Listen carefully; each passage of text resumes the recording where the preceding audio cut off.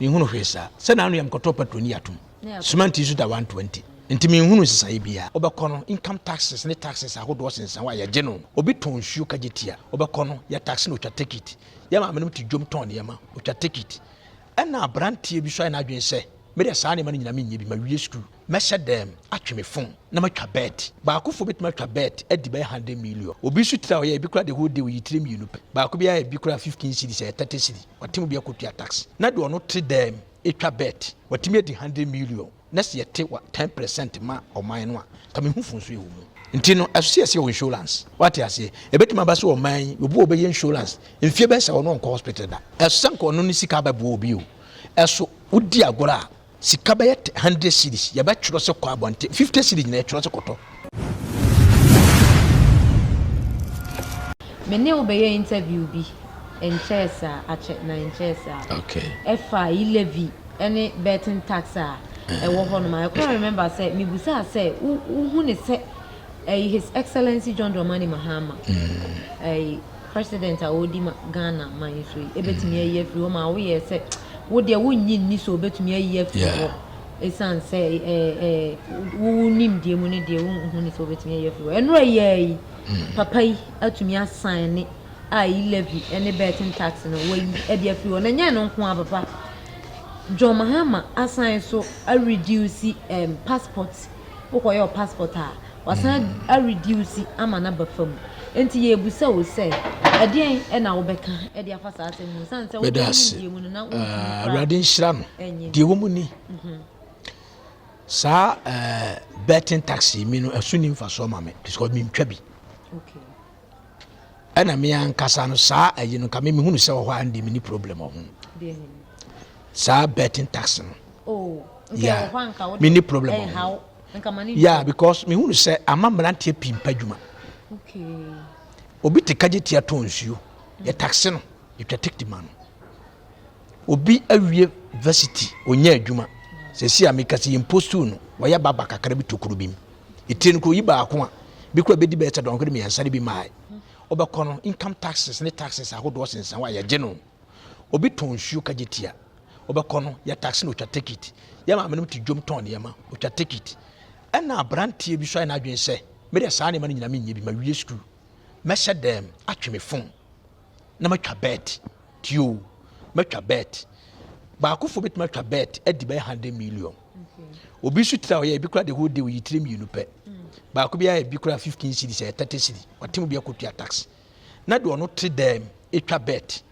watemi edi 100 million na se yete 10% ma oman no a kame hu funso e wo mu nti media no de ka wo ha memni problem okay but you live no ene na ha adwene sika ba akwa bo ba akwa yesi ye ni sami no sika no de o send ma me no watu ya yate me sa koyi ya sate me sa de tu bi so ya sate sika koro no ha eno de na e wrong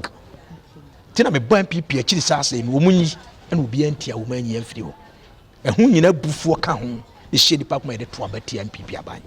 nti nyame nhyira no so waye waitimi ayi afiri ho ba bet ne de memom de no de ka ho a mini problem amamrante bi mpa dwuma bi bretwa ba bet nko a onya dwuma bi otimi din so cause obi nim ball mu ankasa what you see nti no de ka mini problem ho okay daddy Mahama anso wa wasan so ati Mahama fan bia o se passport bi kula yeah eno so kan passport eno so reduce scan ya ti bebre pen MPP tam ya TB okay se passport ya teso e say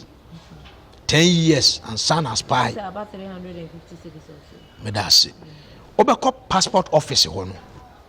entisa okay me call passport office akwaya me passport we ko renew no ye wo VIP okwa be ka kire se o pe VIP ana sa o pese ugu wo mom go bibiri ni mu okay nti o wetua more than times 2 and sana wo de no ya ya fast the amount nti ene o mun kasa nkire insurance passport office for no okay aban ne betumi aka ne se tira but enya adwuma e office wo o pe VIP ana pa ha o pa ha ana pa ha o pe ntemti wo kotua double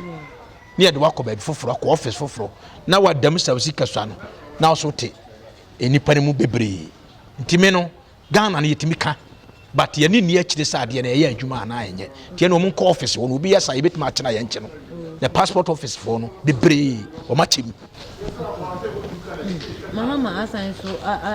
te Mahama fan no nso so eba bɛboa yade akɛse a adokoro nkorɔfo a wobɛkɔ hospitals akɛse na nkorɔfo bi mu yade no ɔmo hia sika kɛse a yɛde bɛhwɛ ɔmo a ɔmo nya no saa fan yi nso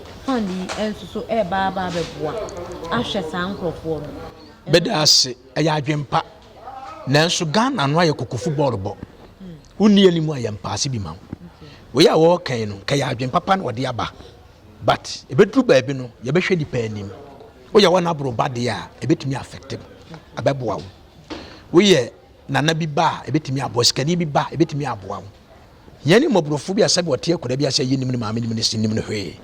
ne yareɛ so wan hwee odi kura nura ban nim hɔ ne yɛhu mɔbɔ kase yɛde yale wi hɔ consolance ba yɛhu bebree yɛtwerɛ duru a ɛyɛ 100 cedi kura no a yɛbɛtwerɛ ama sɛ kokurum kɔtɔ nti no ɛso yɛ insurance what you say ebetumi aba so ɔman obi obɛyɛ insurance mfie bɛ sɛ ɔno nkɔ hospital da ɛso nkɔ no ne sika bɛbo obi o ɛso wodi agora a sika bɛyɛ 100 cedis yɛbɛtwerɛ sɛ kɔ abɔnte 50 cedis nyina yɛtwerɛ sɛ kɔtɔ nti yɛ ana sɛ aban ne ka ne nyɛ problem wɔn mu hwɛ ma ne yɛ adwuma no yɛbɛdi soɔ no ɛhɔ ne problem no timi de mate bɔhyɛ bebree pan but nti me gidie no nwie pɛyɛ firi sɛ wɔn de waka but office for no nti already instance wɔ adwempa but on check no man ni akyiri papa wo sɛ obi hwɛ yɛ program yi na wahwɛ wo politics topics a yɛyɛ nyina obɛka sɛ asa wo gidie wɔ NDC mu no na ɛwɔ fam san sɛ wo kan sɛ ilevi kra na nka wo nyi ni sɛ obetumi ayi ba wayi ene so wo kyerɛ sɛ asa wo gidie wɔ msi ebedi so no wo sɛ obi hwɛ a mebusa ma ɔmo hwɛ no obɛka sɛ kame ayɛ sɛ wo gidie wɔ party ni mu no ankasa na ɛwɔ fam meda ase me ni political party am tanachi okay me wɔ my Ghana me gyina ma Ghana me nyina ma political party bia okay pese obi anu ame ma me wo me papa wo me wo fa bi wo but ɛyɛ wɔ man no na me dwene ho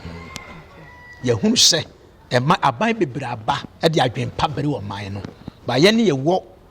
offices no ɛbɛhwɛ ama na yɛ adwuma no ɛnyɛ adwuma aban betumi agyina aka sɛ matemo so ɛso bɛkɔ shop no shop wura mbɛka atwa sɛ me fa me mo no ansa na aban te so ntimi nton wie yɛ ntimi nte so ɛso de center wato wi asa akɔfa foforo so bɛka atwa so nton wie yɛ nti na me gyina Ghana so kasa sa nyɛ sɛ aban no me ne wɔ problem dabi papa yɛde nkɔmɔ no bɛkɔ awie na yɛde bɛkɔ no mame musa sɛ wohu ne sɛ sɛdeɛ yɛba mmerɛ bi a wokyerɛ sɛ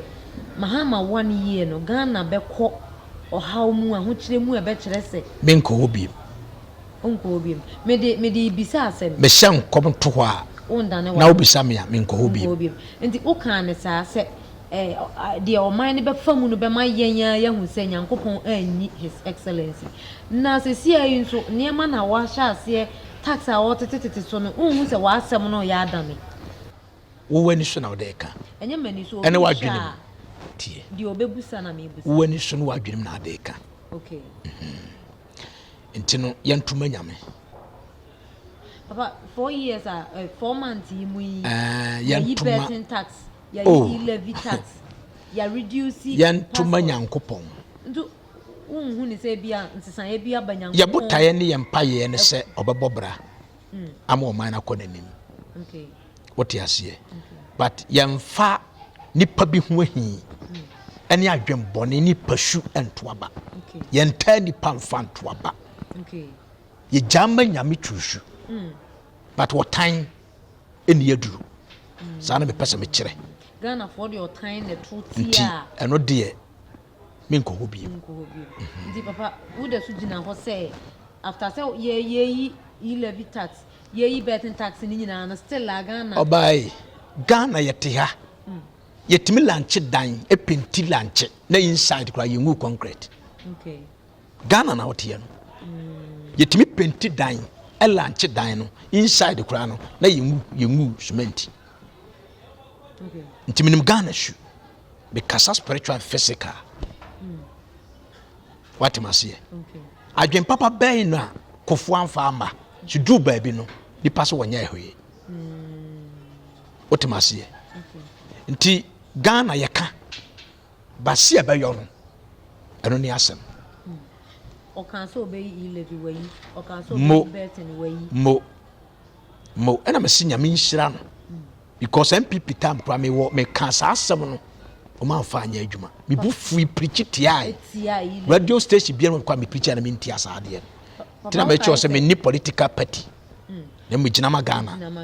papa na o kai se o kan wo ya de TV so say Yankopon se akufo do yi levy tax ne dia na ze Ghana for how ni yesu nyina ba wiye ti se His Excellency John Dramani abeyi levy ne dia chere se de Ghana for penso na papa ya sha se bedase edi na wugina so awo bona baso yi se yi a wayi ni ti na abona baso yi papa me mo na baso de bi da o baby mo me chere se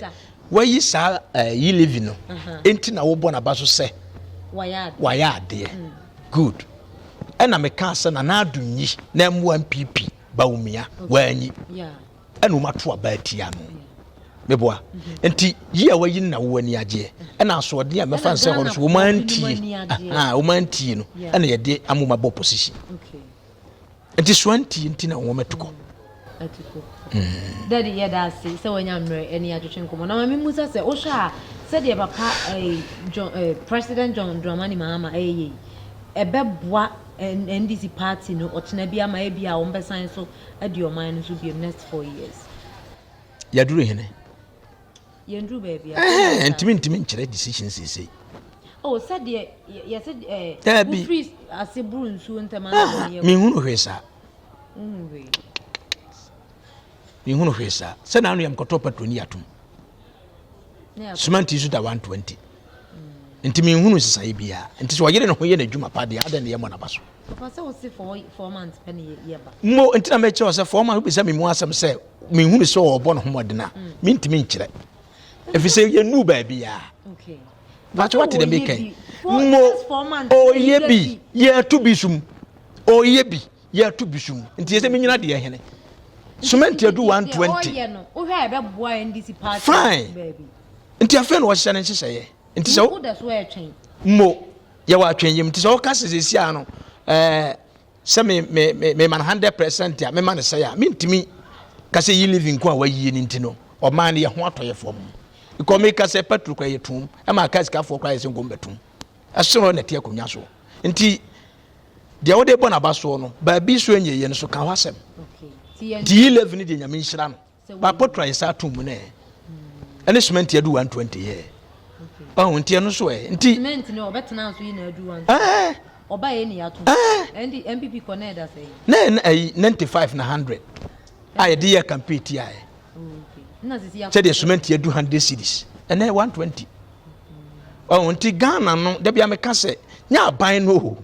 aban ne de ne pem de ono be pese me ye bibia babo mabaso okay sama ye adwuma pa wo mu hwe akire no wo mu ka ho deda board no ne dwumfo ma ne wo mu tonton ne ma store fo no wo mu na nsa aban ne munyam wo ti so wo betum hwese ya tese ye betu patum obi ato petrol ko be say obi keep course no petrol or twen new price no dey aton dada no wo nya faso boom the Ghana dey yamfa so ye denti ye hu aban bia ne munyam wo ti na me ka se wo di the aban ne kanko akida obabona baso be wi ase no benya problem ti man nko kakra that into her strategy be na John Mahama betimi afa so a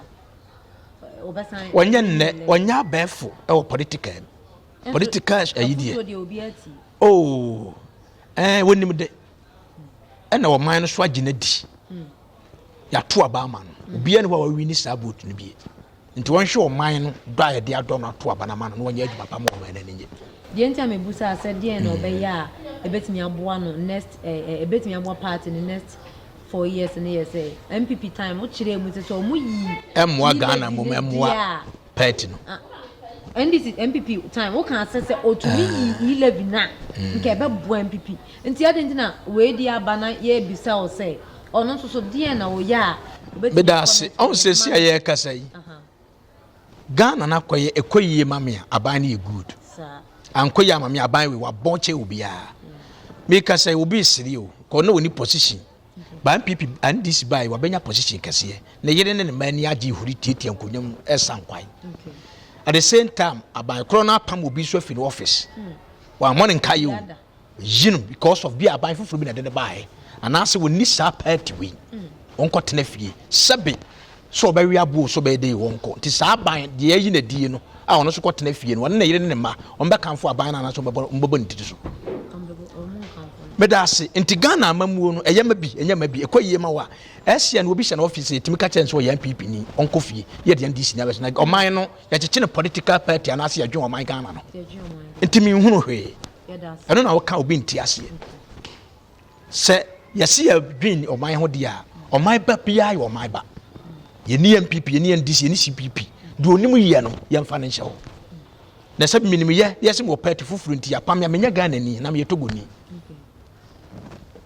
ntina meka se anka woda ya nti Ghana no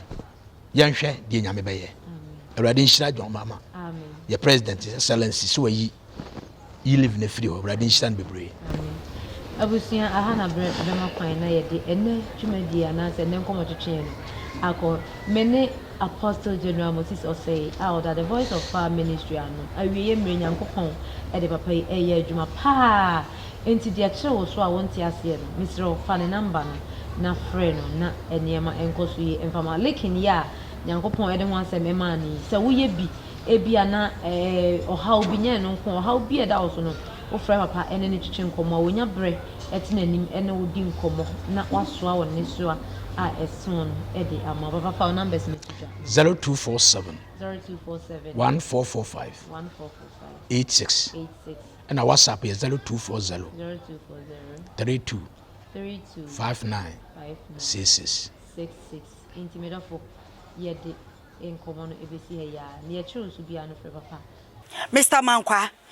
me office wo say ni sika ba ne de awie ni project no eso de bia me office ka ma ne wo problem Enemremu. Na monte tap sending kan. No so ne de Tap send dey easy, fast and secured way. Ubetimi send sika free amanone. Aba Ghana bank account and as a mobile money account. Untia transfer fee bia. Sir, I obey ne say. Chira ne say won call App Store na Play Store. On download the tap send app no. Or download dia. Ebebu sanso promo code. O ma de pet TV shim. Obenya €5, £5, and answer $10 on his first transfer. And you make kwa friend na ka kire. Tabi minyanwie. Esanse tap send at the good news aba. Tap send the gina the customers wonti or the tap send wallet aba. I no obey ne say. So your customer who UK sesia. Ubetimi akọ tap send app no no create wallet wo so. Enti se rate ne kosora now the sika kogu wallet no. Anase mpo betimi atosusu nkakra enti abere sem a opeso send sika ba Ghana no anse wa send sika na ba Ghana anase oba o my Ghana mu a watimi ayusu sika e wo wallet no tie And you said to say you sumo Ghana hayru sa pepepe se si tap send that na shim kopiem wo United Arab Emirates Netherlands and Austria tap send na papa no